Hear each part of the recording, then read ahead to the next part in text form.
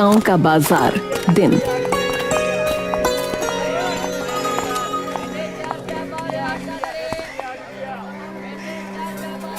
सुमन जो कि गांव की एक मेहनती और ईमानदार लड़की थी, लेकिन मेहनत करके भी कभी पूरा नहीं पड़ता था। कभी रोटी होती तो सब्जी नहीं, कभी सब्जी होती तो रोटी नहीं। सुमन हताश होती रही, लेकिन कभी भी उसने गलत काम करने के बारे में नहीं सोचा। और फिर एक ऐसा दिन आया। आज फिर बस 20 रुपए मिले, बच्चों के लिए दाल रोटी हो पाएगी। बस चाक खत्म हो गया है, बच्चों को कल कैसे पढ़ाऊंगी। चलो कोई नहीं, राम जी जो करेंगे अच्छा ही करेंगे। सारा दिन घास फूस साफ करती है, फिर भी इसके माथे पर शिकन नहीं है। इतनी मेहनत कौन करता है भाई? आराम करना सीखो, तभी अमीर बनोगे। तभी भीड़ के बीच से एक बुजुर्ग साधु लड़खड़ाते हुए निकले। साधु के कपड़े पुराने थे, लेकिन चेहरे पर तेज था। वो जानबूझकर अपने हाथ से एक चमकदार सोने की अंगूठी जमीन पर गिरा देते हैं। भीरू की नजर तुरंत उस चमकती हुई अंगूठी पर पड़ती है। उसकी आंखें लालच से बड़ी हो जाती हैं। अरे वाह, ये तो असली सोना है। इतना कीमती माल। नहीं, मैं अभी नहीं उठाऊंगा, सब देख रहे हैं। ये बुढ़ाऊ कौन है? कहीं ये कोई चाल ना हो। अभी थोड़ी देर सब्र रखता हूं, जब कोई नहीं होगा तब जाकर उठाऊंगा। इससे पहले कि कोई उस अंगूठी को उठाता, सुमन की नजर उस अंगूठी पर जा पड़ी।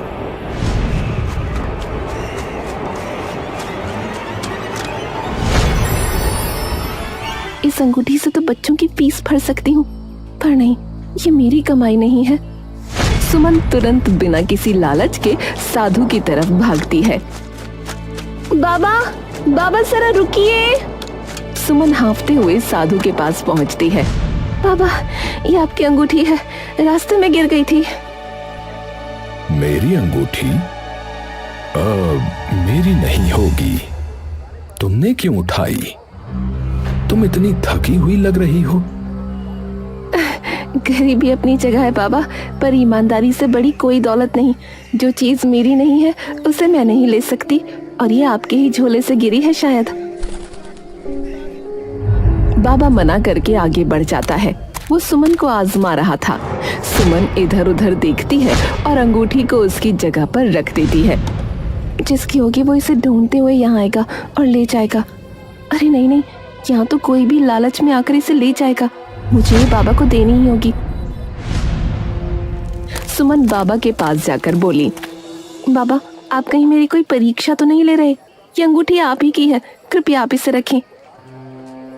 बेटी, तुमने साबित कर दिया कि गरीबी 2 वक्त का खाना छीन सकती है, परंतु ईमानदारी नहीं।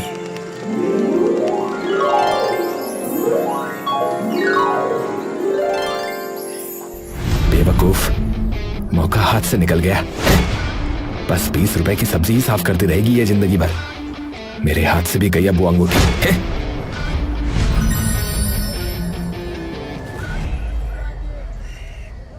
बेटी, तुमने मेरी ये परीक्षा उत्तीर्ण कर ली। संसार में ईमान और धैर्य से बड़ी कोई शक्ति नहीं है बेटी। ये लो, ये कोई साधारण वस्तु नहीं है। ये तुम्हारी ईमानदारी और परिश्रम का सच्चा मित्र है। इसे सदैव संभाल कर रखना। पर बाबा, इसकी क्या जरूरत है? मैंने तो बस वही किया जो सही था। जब तुम इस पर्स में परिश्रम से कमाए हुए थोड़े से पैसे डालोगी, तो ये तुम्हें उस नेक कमाई का सही पुरस्कार देगा। परंतु एक बात सदैव याद रखना, इसकी जादुई ताकत सिर्फ नेकी के कार्य और जरूरतमंदों की सहायता के लिए है। इसे कभी भी लालच में प्रयोग मत करना। साधु मुस्कुराते हैं और तेजी से भीड़ में ओझल हो जाते हैं। धीरू आंखें फाड़ कर ये सब देखता है। उसके चेहरे पर लालच की हंसी आ जाती है। ईमानदारी का दोस्त। ये बुढ़ाऊ इस गरीबन को कोई खजाने की चाबी दे गया लगता है। ये पर्स इसके पास नहीं, मेरे पास होना चाहिए। मैं देखूंगा इसमें क्या चमत्कार है। धीरू गुस्से से अपनी दाढ़ी सहलाता है। सुमन पर्स को कसकर पकड़ती है। वो साधु की बातों के बारे में सोचती है। उसे अभी भी यकीन नहीं हो रहा था कि ये पर्स कोई जादुई चीज है। बाबा ने कहा था मेहनत का दोस्त, पता नहीं ये क्या है, पर बाबा का आशीर्वाद है। सुमन पर्स को लेकर अपनी झोपड़ी की तरफ चलना शुरू करती है। चलते चलते भी वो पर्स को बार बार पलट कर देखती है। अभी ये गरीब घर को जा रही है। मैं रात का इंतजार करूंगा, फिर ये जादुई पर्स मेरा होगा। धीरू एक खतरनाक मुस्कान देता है। अगला दिन सुमन की झोपड़ी। सुमन सुबह उठती है। वो उत्साहित होकर पर्स उठाती है और खोलती है। उसने पिछली रात मेहनत से कमाए हुए 10 रुपए पर्स में डाले थे। अंदर 10 रुपए के 2 नोट, कुल 20 रुपए हैं। सुमन हैरान और खुश होती है। बाबा का आशीर्वाद है, ये तो सच में काम कर रहा है। सुमन बाजार जाती है और उन 20 रुपयों से बच्चों के लिए ज्यादा चाक और कुछ पुरानी स्लेटें खरीदती है। सुमन बच्चों को स्लेटें बांट रही है। धीरू अपनी दुकान से गुस्से में ये सब देखता है।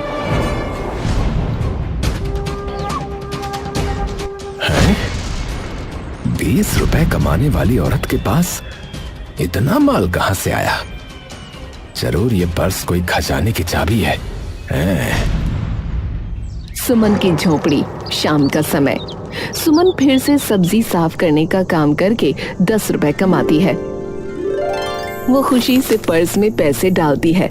इस बार वो सोचती है कि उसे अपने लिए एक अच्छी नई साड़ी खरीदनी चाहिए। अगली सुबह सुमन उत्साहित होकर पर्स खोलती है। अरे पैसा तो गायब है, बस सूखे पत्ते हैं। सुमन उदास होकर बाहर देखती है। उसे साधु की बात याद आती है। इसे कभी लालच में इस्तेमाल मत करना। ओह, इसका मतलब ये पर्स सिर्फ जरूरत के लिए और दूसरों की भलाई के लिए पैसा देगा, खुद के लिए ऐश करने पर नहीं। सुमन मुस्कुराती है। वो फिर से 10 रुपए डालती है और मन में तय करती है कि कल इन पैसों से गांव के कुएं के लिए रस्सी खरीदेगी। सुमन की झोपड़ी के बाहर रात का समय। रात अंधेरी है। सुमन की छोटी सी झोपड़ी में दीपक जल रहा है। धीरू अंधेरे में चुपके से झोपड़ी के पास छिपा हुआ है। वो लालच और गुस्से से कांप रहा है। 3 दिन हो गए।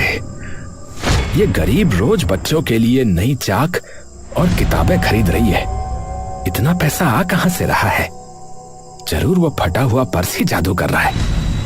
आज रात मैं इस राज का पता लगा के रहूंगा। हाँ। धीरू झाड़ियों के पीछे से सुमन को देखता है।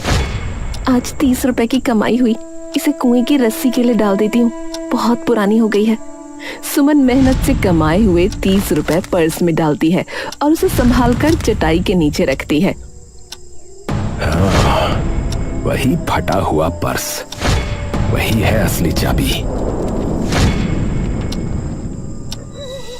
अब मौका है, बस थोड़ी देर। धीरू सांस रोके चोरों की तरह रेंगता हुआ सुमन की झोपड़ी में घुसता है। उसके चेहरे पर खुशी और डर दोनों है। ये पर्स अब मेरा है। धीरू तेजी से चटाई के नीचे से पर्स खींचता है, पर्स को कसकर पकड़ता है और झटपट बाहर भाग जाता है।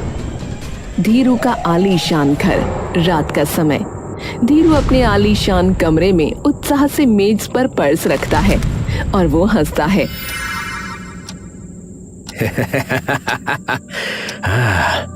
ये फटा हुआ पर्स अब मुझे गांव का सबसे अमीर आदमी बनाएगा। वो तुरंत अपनी तिजोरी खोलता है। तिजोरी में काला धन रखा है, किसी गरीब की जमीन कब्जा करके कमाया हुआ। 10 रुपए का क्या फायदा, मैं सीधे 10,000 डालूंगा।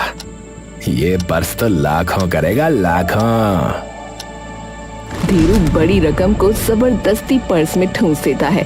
पर्स फटने लगता है, लेकिन वो परवाह नहीं करता। कल सुबह मैं करोड़पति बनूंगा। धीरू पर्स को तकिए के नीचे रखता है और बड़े बड़े सपने देखता हुआ सो जाता है। धीरू नींद से जागता है। उसकी आंखों में करोड़पति बनने की चमक है। वो जल्दी से तकिए के नीचे से जादुई पर्स निकालता है। आखिरकार 10,000 के 20,000, 10 गुना भी हो गया तो 1,00,000। मैं गांव का सबसे बड़ा सेठ बनूंगा। पर्स में 10,000 की रकम नहीं है। धीरू चौंक जाता है। उसके चेहरे का रंग उड़ जाता है। अरे ये क्या, कहाँ गया पैसा? पैसा कहाँ गया? कचरा, अरे ये कूड़ा करकट कहाँ से आया? मेरा पैसा कहाँ है? धीरू पागलों की तरह पर्स को फाड़ कर देखता है। जरूर सुमन ने कोई जादू किया होगा। ये बुढ़ऊ साधु कोई चोर था, ऐसा ही कुछ था। वो जमीन पर बिखरे पत्तों को पांव से कुचलता है। सुमन की बात उसे याद आती है।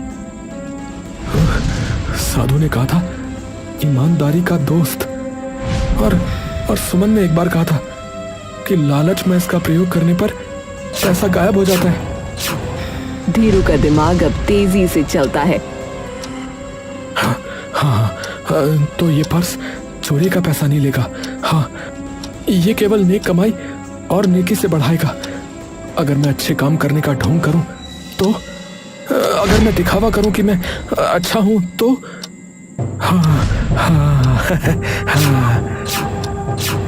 धीरू के चेहरे पर नई शातिर मुस्कान आ जाती है। ये गुंडागर्दी का पर्स नहीं, ढोंग का पर्स है। मैं लोगों की मदद का दिखावा करूंगा और पर्स को बेवकूफ बनाऊंगा। हाँ। धीरू जल्दी से पर्स को ठीक करता है। वो ईमानदारी से कमाए हुए 50 रुपए जो उसके एक पुराने किराएदार से मिले थे, पर्स में डालता है। अब इंतजार कर, कल मैं संत बनूंगा, सिर्फ एक दिन के लिए। धीरू बड़े बड़े सपने देखकर खुशी से फिर से सोने की कोशिश करता है। बाहर तेज धूप और परिंदों की आवाज आ रही है। धीरू अब सजा धजा है। उसके चेहरे पर एक झूठी मुस्कान है। उसने पर्स में ईमानदारी से कमाए हुए 50 रुपए डाले थे। धीरू उत्साह से पर्स खोलता है। पर्स में 50 रुपए के 2 नोट यानी कुल 100 रुपए हैं।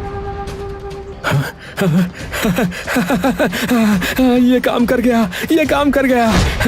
पर्स बेवकूफ बन गया। ये मेरी नीयत को नहीं, मेरे बाहरी काम को देखता है।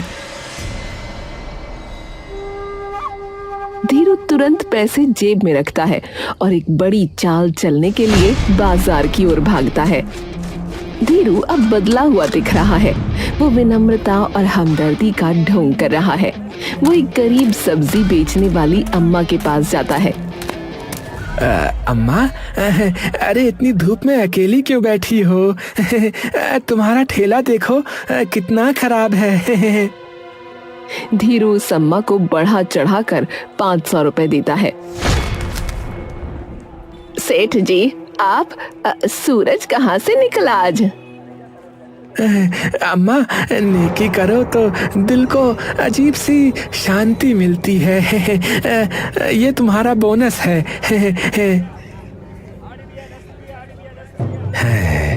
अब मेरा पर्स इसे लाखों में बदलेगा। धीरू उसी दिन पूरे गांव में छोटा छोटा दान करता है। कभी किसी को शरबत पिलाता है तो कभी गरीब बच्चों को मिठाई देता है। सुमन, देखो नेकी ऐसे करते हैं। हाँ, सिर्फ किताबें खरीदने से काम नहीं चलता है। सुमन हैरान होकर धीरू को देखती है। उसे शक होता है। धीरू थका हुआ है पर खुश है। उसने लाखों की एक्टिंग की है। धीरू पर्स में बड़ी रकम डालता है।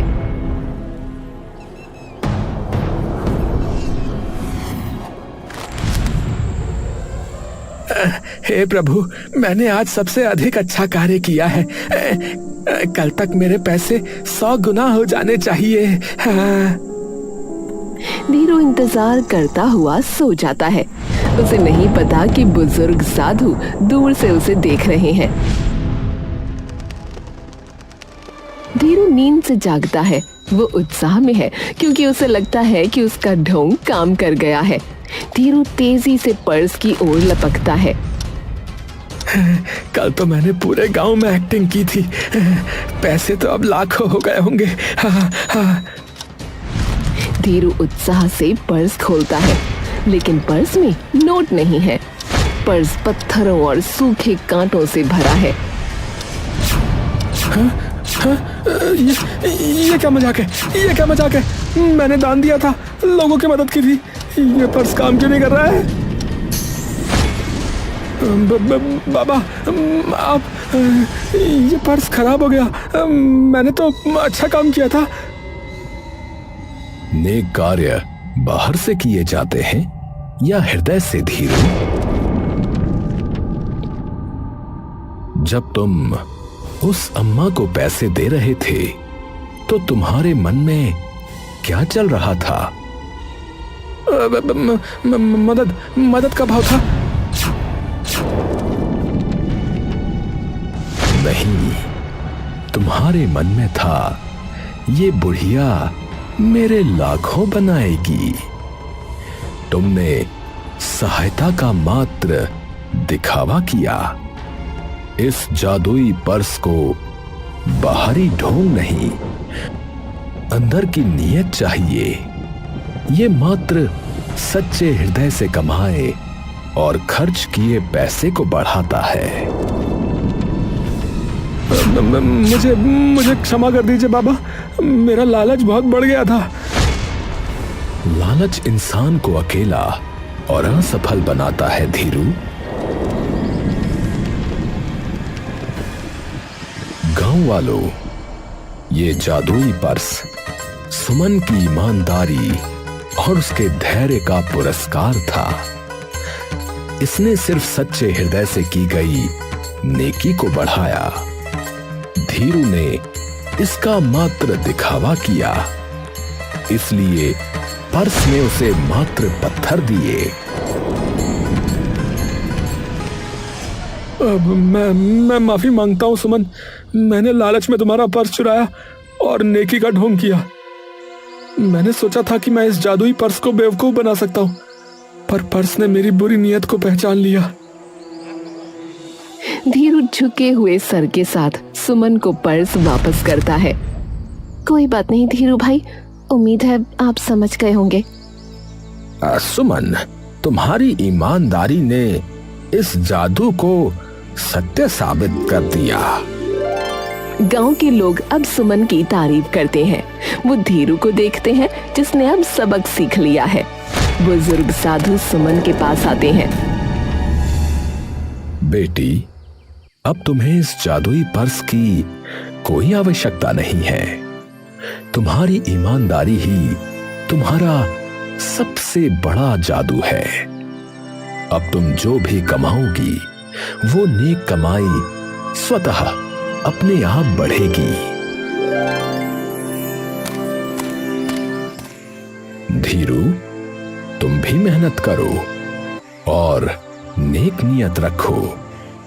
लालच करना छोड़ दो। धीरू गहरी सोच में डूबा हुआ है। वो सचमुच अब मेहनत करने का फैसला करता है। अगले दिन से फिर अपनी सब्जी बेचने सुमन निकल पड़ती है।